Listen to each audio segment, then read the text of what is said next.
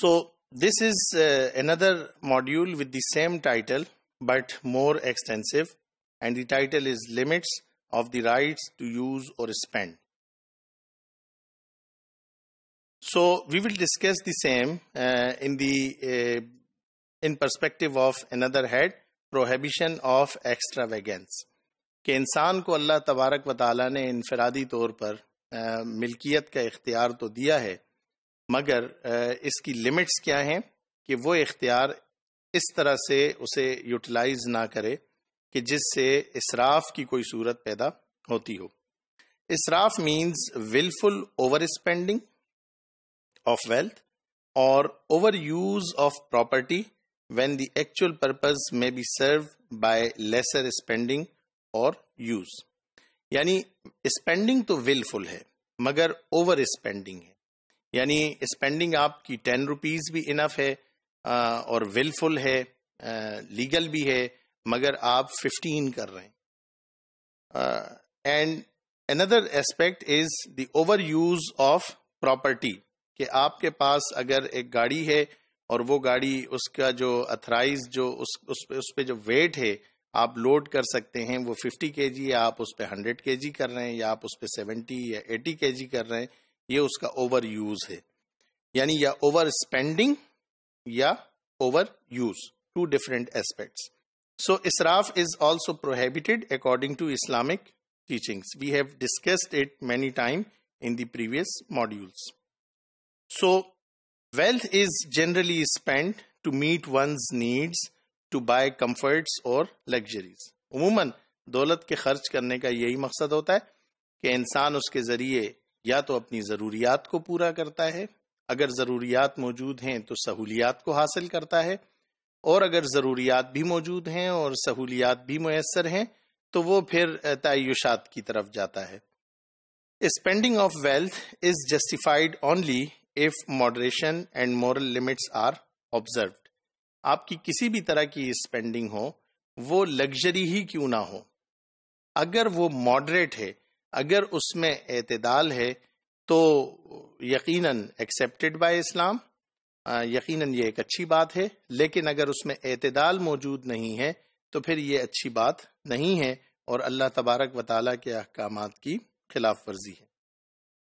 A person indulges in israf for two reasons. Number one, either he has a large amount of wealth. اگر ایک شخص اسراف کا شکار ہوتا ہے تو اس کا ایک ریزن تو یہ ہو سکتا ہے کہ اس کے پاس بہت زیادہ پیسہ ہے، اور number two, however small his resources he spends them recklessly. یعنی اس کے پاس ریسورسز تو کم ہیں مگر وہ اس ریسورسز کو یوٹیلائز کرنے میں غفلت برتتا ہے، لاپرواہی کرتا ہے، وہ پرواہ نہیں کرتا. یعنی دو ریزنز ہیں اور ان دونوں کو ہم اسراف کی ہی صورت کہیں گے. ایک ریزن یہ ہے کہ ریسورسز بہت زیادہ ہیں، اور دوسری صورت یہ ہے کہ ریسورسز کم ہیں. یعنی اگر ریسورسز کم ہیں اور اس کو احتیاط سے استعمال نہ کیا جائے تو یقیناً یہ بھی اسراف کی ہی ایک صورت ہوگی. So both cases are forbidden in Islam. But Allah says in Quran in surah Araf, یا بنی آدم خذوا زینتکم عند کل مسجد، کہ اے آدم کی اولاد زیب و زینت اختیار کرو جب تم مسجد جانے لگو. وَكُلُوا وَاشْرَبُوا وَلَا تُسْرِفُوا، اور کھاؤ اور پیو، وَلَا تُسْرِفُوا، اور حد سے تجاوز مت کرو، اسراف مت کرو، إِنَّهُ لَا يُحِبُّ الْمُسْرِفِينَ، بے شک اللہ تبارک و تعالی اسراف کرنے والوں کو پسند نہیں فرماتے ہیں. او family of Hazrat Adam, remain good with your adornment means turn out with clean clothes. اور یہ کلین کلاتھس اسی لیے ہے کہ وہ ایک اجتماعی جگہ ہے عبادت کی، انفرادی نہیں ہے. یعنی آپ عبادت کرنے جا رہے ہیں، ایک اچھے مقصد کے تحت جا رہے ہیں، تو آپ کے کپڑے صاف ہوں، آپ کا جسم صاف ہو، آپ سے اسمیل نہ آئے جس سے دوسرے لوگوں کو تکلیف پہنچنے کا اندیشہ ہو یا عبادت میں خلل کا اندیشہ ہو. At the time of every prayer and eat and drink and do not be spend extravagant. یعنی آپ کھائیں بھی پیئیں بھی، اللہ تبارک و تعالیٰ کی طرف سے کوئی روک ٹوک نہیں ہے اگر آپ کا کھانا اور پینا حلال ہے، مگر اسراف مت کریں، فضول خرچی نہ کریں۔ اللہ ڈز ناٹ لائک ایکسٹراویگنٹ۔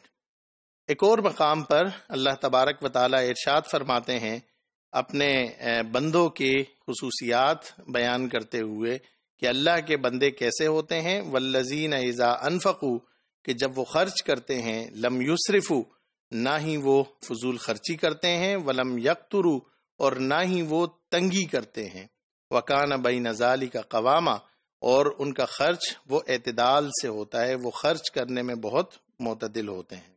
ابن عباس رضی اللہ تعالیٰ عنہ says, avoiding extravagance or boastful spending, you may eat what you like and put on the clothes you like۔ حضرت ابن عباس رضی اللہ تعالیٰ عنہ یہ ارشاد فرماتے ہیں کہ فضول خرچی سے بچتے ہوئے اور پرتعیش زندگی سے بچتے ہوئے آپ کو اجازت ہے کہ جو آپ چاہیں حلال چیزوں میں سے وہ کھا سکتے ہیں، اور جس قسم کا کپڑا آپ چاہیں آپ پہن سکتے ہیں۔ So israf, which is prohibited, has following aspects. Number 1, to cross the limit of moderation in quantity and quality۔ کسی بھی چیز میں اگر آپ کوانٹٹی میں حد سے بڑھ جاتے ہیں تو یہ بھی اسراف ہے، اور اگر آپ کوالٹی میں بڑھ جاتے ہیں، بارڈرز کو کراس کر لیتے ہیں، تو یہ بھی اسراف ہے۔ Number 2، to ignore important needs and spend wealth on unimportant things۔ جو چیز آپ کے لیے ضروری ہے اسے چھوڑ کر آپ خرچ کرتے ہیں ان چیزوں پر جو کہ ضروری نہیں ہیں، اس کا مطلب آپ کے پاس کوئی پرائرٹیز سیٹ نہیں ہے، تو اسے بھی اسراف میں ہی شمار کیا جاتا ہے۔ Number 3، unjustified expenses in the context of general economic condition of society۔ So the purpose of these teachings of the Quran and the Hadith is to observe moderation in spending of wealth and adopt a balanced lifestyle. Man should use goods according to need. Unnecessary, useless or excessive spending should be avoided. Man should not spend beyond his means or over and above the need.